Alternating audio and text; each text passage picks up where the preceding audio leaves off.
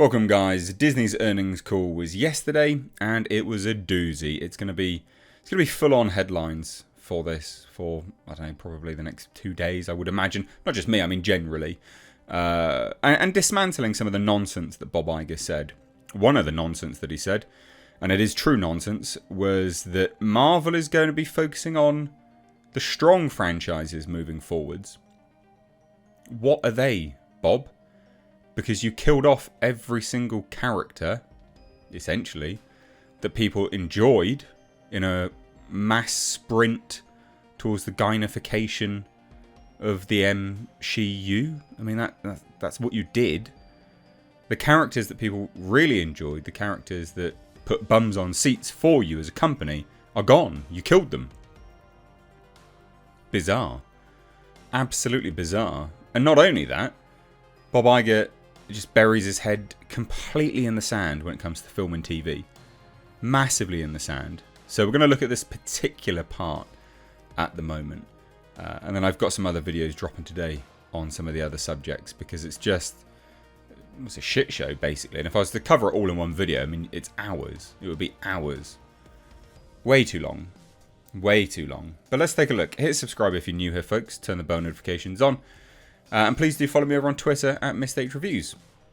Anyway, so we have this article. This is from That Park Place. It's a good article. It's got some quotes in it. It says, Bob Iger believes Disney has already improved its film and TV programming despite a string of debacles culminating in The Marvels losing hundreds of millions of dollars. Right? And this is true. So let's get to what was said. So he was asked something by an investor. It seems the operations are really starting to hum again. But I think the lifeblood of the company is always going to be the studio output. It drives so much culture. I think that's an area that you said you've been spending a lot of time on. Do you think the content is also turning a corner like we see in the operations? And if so, when do you think we might see some of the results of that for renewed focus on studio output? Now, I think it's important to note that this would be a curated question designed to lead Bob Iger off into trying to sell the masses a bunch of nonsense. So Bob Iger then replied, I feel great about where we are with the studio. Let's not lose sight of the fact that in the last year, the studio has had some real success. Not to suggest that we didn't have some films that were not successful, that we were really disappointed in, but we also had some great successes too, in the Guardians sequel and Avatar in the end of calendar 22, but part of fiscal 23. They actually had far more losses than they did wins. That's objective fact. But he continued spinning some yarn. One of the things that I've been saying before is that volume can sometimes be detrimental to quality. And in our zeal to greatly increase volume, partially tied to wanting to chase more global subs for our streaming platform, some of our studios lost a little focus. So the first step that we've taken is we've reduced volume. We've reduced output, particularly at Marvel. When you address these issues in movies, you do three things. You get aggressive at making sure the films you're making can be even better. Sometimes you kill projects you don't believe in. And of course, you put new things in the pipeline that you do believe in, that you have much more confidence in. And we're doing all of that. Right, okay. And yet, we still know from leaked stuff that everything has a DEI agenda associated to it, so it's all going to be crap.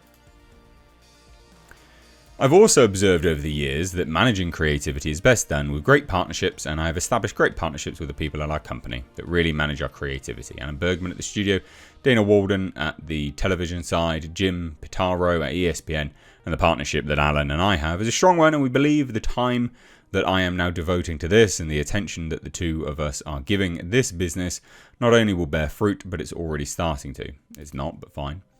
We're very bullish about the films coming out, he declared. We mentioned Inside Out 2, and we talked about Deadpool and the Planet of the Apes films.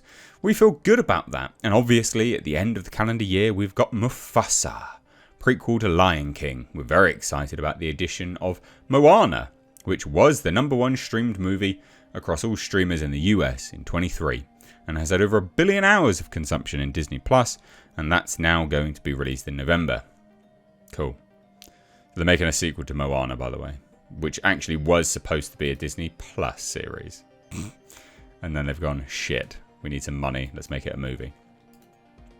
And then I mentioned what we're doing after that. I'd say we're leaning a little bit more into sequels and franchises, some that we feel great about. Toy Story is, for instance, obviously Star Wars, Avatar, we've talked about. Marvel is starting to focus on its strongest franchises going forward, but I'll leave it at that. What? Marvel? Sorry, Marvel is starting to focus on its strongest franchises going forward, but I'll leave it at that. What are you talking about, you insane moron?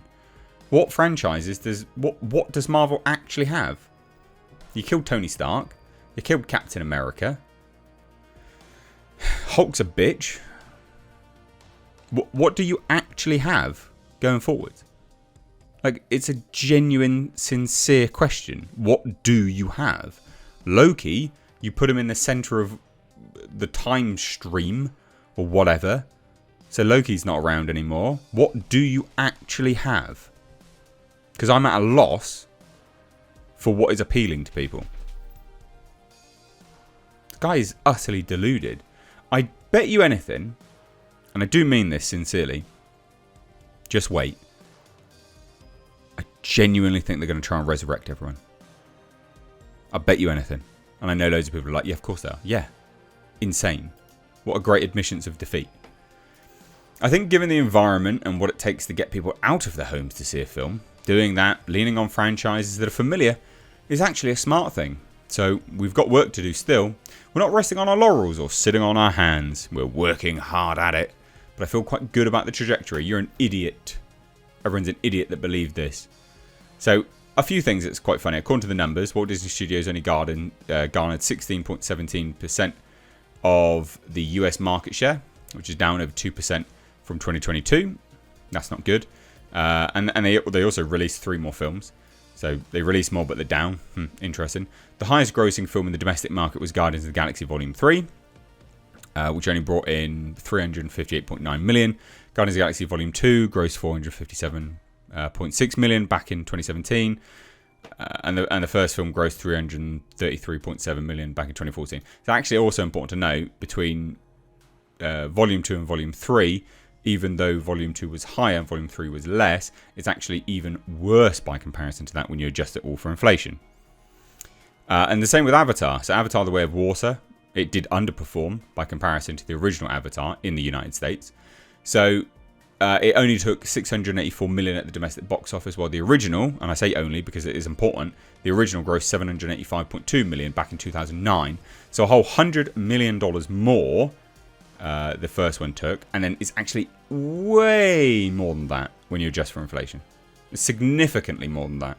So actually the interest is significantly less. And if you do it by ticket sales, which is what actually shows, the interest is far less. Far less. So things are deteriorating hugely. Massively. Marvel's huge bomb, lost loads of cash. The Marvels had a production budget of $274 million, didn't even gross $200 million. So there you go. Massive loss. Studio would have taken close-ish to $100 million there. That probably would cover its marketing budget.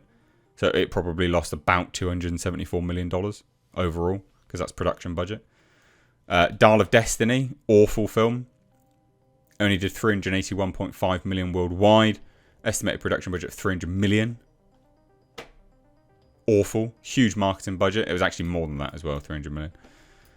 A string of losses. Huge losses. And he's like, yeah, we're really good, actually. Yeah, things are great. Yeah, keep burying your head in the sand, mate. Keep burying your head in the sand. So, yeah, he's going to keep burying his head in the sand. This is a disaster for Disney. And it's funny. So, love to hear your thoughts. Drop them down below. Cheers, guys. Take care. Bye-bye now.